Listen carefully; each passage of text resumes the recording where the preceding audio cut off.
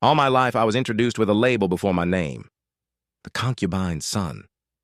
In that family, it didn't matter how smart I was, how hard I worked, or how loyal I stayed.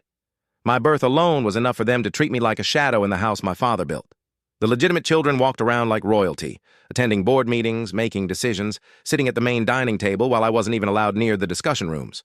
I was told to know my place, to stay quiet, to not embarrass the family.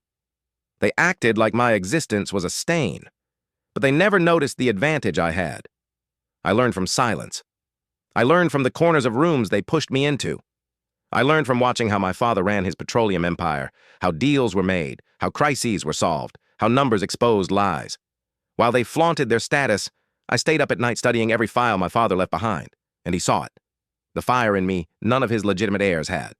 When his health declined, the real chaos started.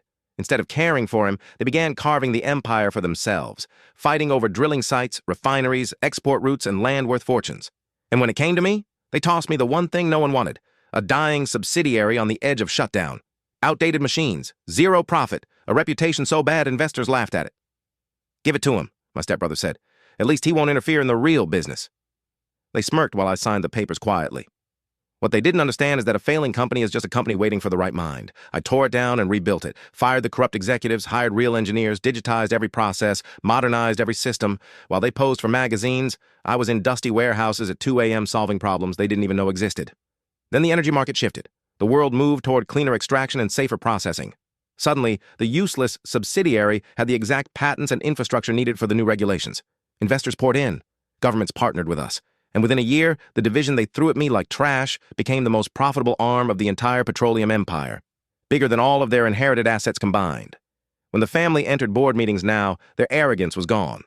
My eldest brother asked, "Can we merge with your division?"